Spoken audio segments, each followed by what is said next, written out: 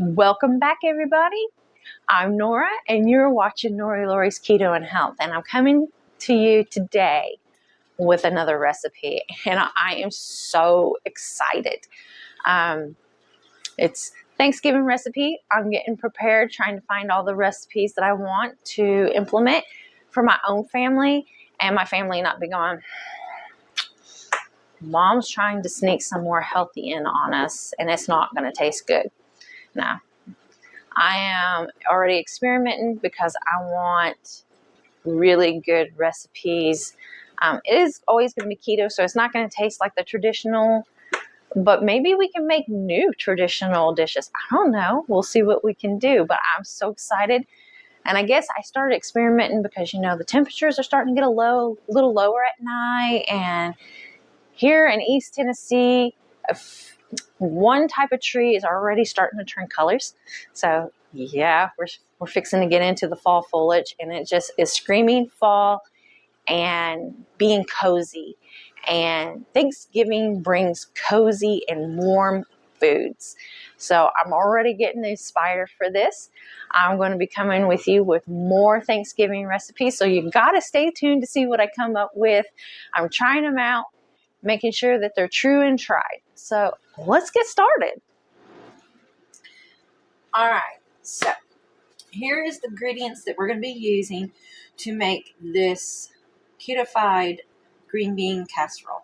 Do keep just in mind, green beans are a little bit carby, and we are going to be using some onions, so that's going to be some additional carbs. So I have a pound of green beans already cut up. We've got 8 ounces of mushrooms that's already sliced. We have kettle on fire chicken bone broth. We've got our cream cheese. We're going to be using the Whisps for toppers. And it only calls for just a half a cup of the cheddar cheese, but I went ahead and sliced up a whole block.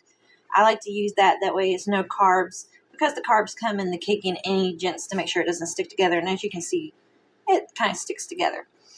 All right, so we also have got nutmeg. We're going to use some minced garlic. It calls for a clove of garlic, but I'll be showing you the exact measurements as we go through the steps. And you're going to be doing salt and pepper to taste.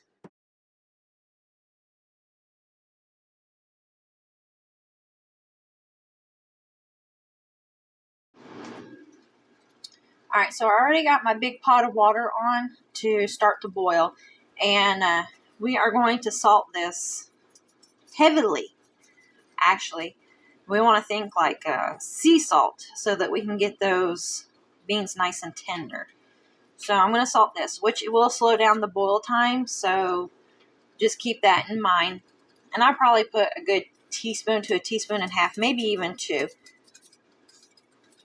And I'm going to stir this up so it starts to dissolve.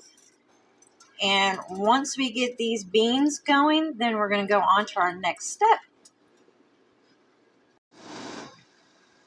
All right, so I got that water to rolling boil. So we're going to put these green beans in for about 10 minutes until they get fork tender, basically.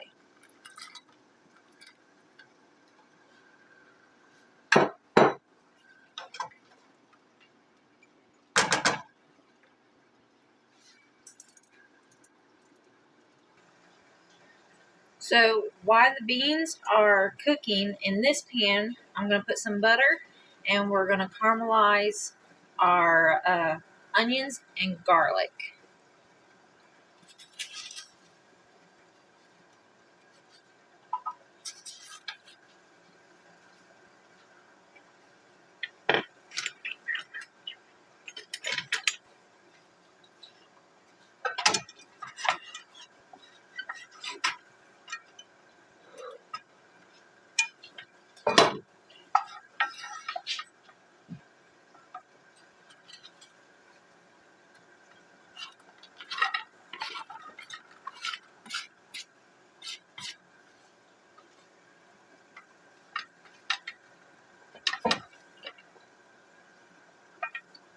And since I'm not using a clove of garlic. I am going to be using this jar of minced, and 1 clove comes out to a half of a teaspoon.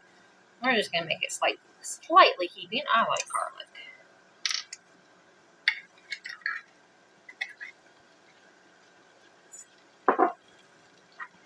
And then we are going to salt and pepper, basically to taste.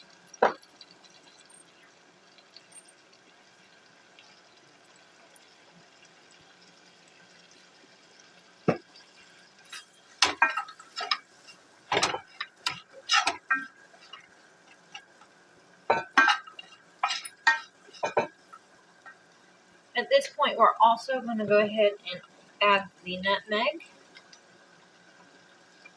And that's just going to be a quarter teaspoon.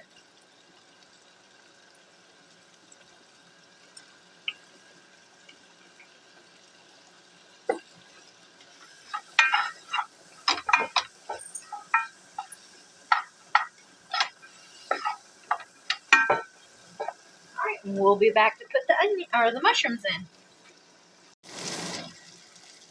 Alright, so the onions are just cooked down just a little bit. I've got all these aromas coming together. We're going to go ahead and put in the 8 ounces of mushrooms and start to cook them down too. If for any reason you do not like having the mushrooms big, you can always cut them down and make them smaller, especially if you have people who's a little bit picky about mushrooms. So we're going to saute this down and get them starting to caramelize, and then we'll be back to check on our beans. Alright, so my beans have been on for about 12 minutes, and I just want to show you that they are fork tender. So you don't want them too mushy, but you want them fork tender so that a fork goes in really easy. So I'm going to go ahead and drain this, and I'm going to move my pan that I'm sauteing the onions and mushrooms all into the bigger eye on my stove so they cook a little bit faster. So you can see that the onions and mushrooms are really starting to cook down. I'm just waiting for it to get a little more translucent or caramelized color to it, and then we're going to finish this up because the mushrooms are about where I want them. They're nice and soft.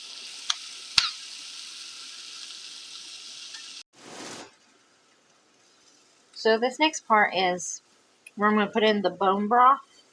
I'm just using Keto on fire today, but we're going to do a half of a cup.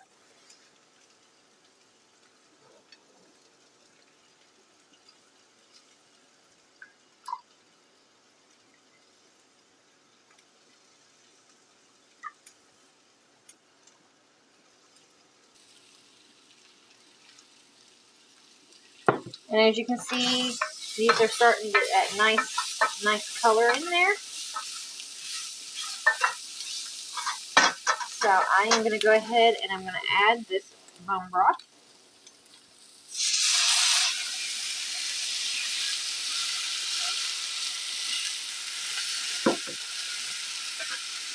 I am going to scrape up all the little bits on the bottom of the pan, because as this is, it's actually kind of doing like almost like a deglazing right now.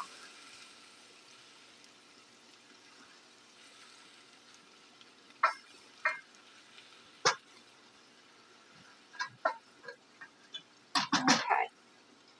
I'm also going to go ahead and add in 4 ounces of cream cheese and start to let that melt in.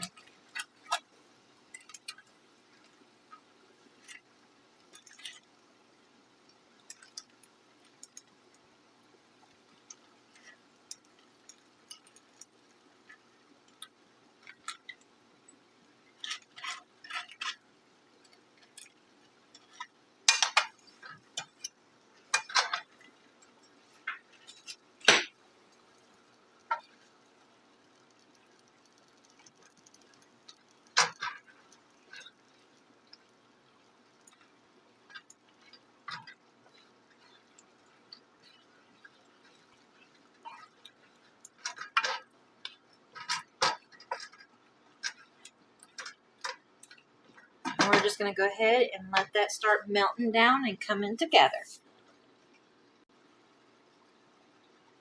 All right, you can see that all that cream cheese is melted, and we got a nice little sauce going on, and it's actually thickened up really nice. So what I'm going to do at this point is I'm actually going to transfer my bean pan over here, and I'm going to pour my sauce over the top of it and mix this all together.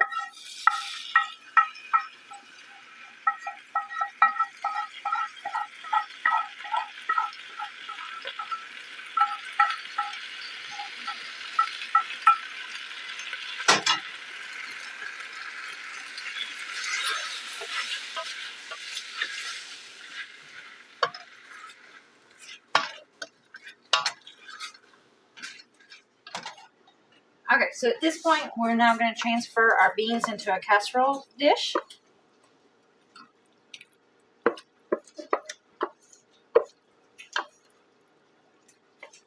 And we want to make sure that our oven is preheated to 400 degrees.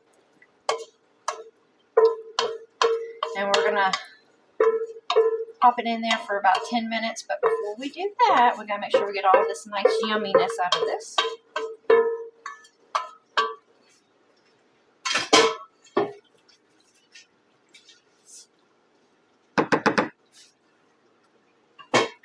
And at this point, I'm going to put this half a cup of the cheddar cheese over the top of it. So it's actually just going into the oven to melt this cheese and make it nice and bubbly. But we're going to add these whisps, because what is a green bean casserole without some crunch to it? And since we didn't put in any fried onions, the whisps are going to give us a nice crunch to it. So I'm just going to put the whisps on top.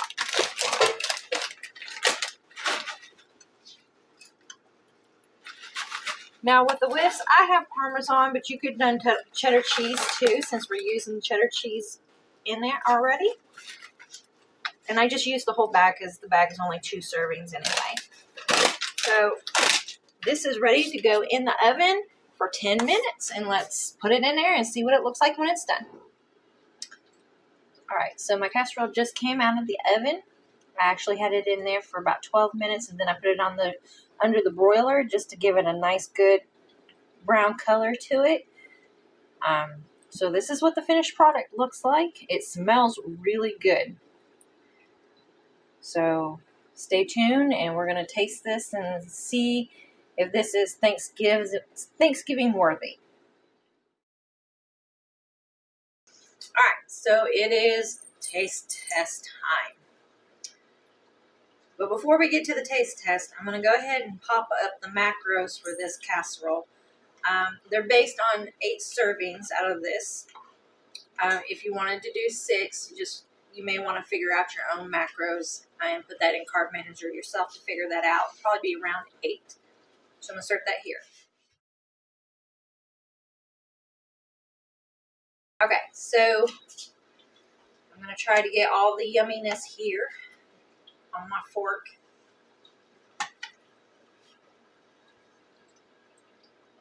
And not look like a dork trying to eat this.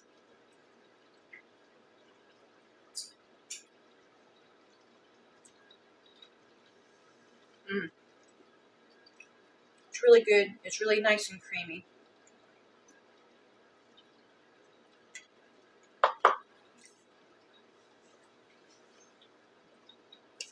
The whisps do add some crunch to it. I use Parmesan. I think if I was to use it again, I would use the cheddar cheese whisp, or not even add them at all. I mean, it's totally up to you. So that step is totally optional.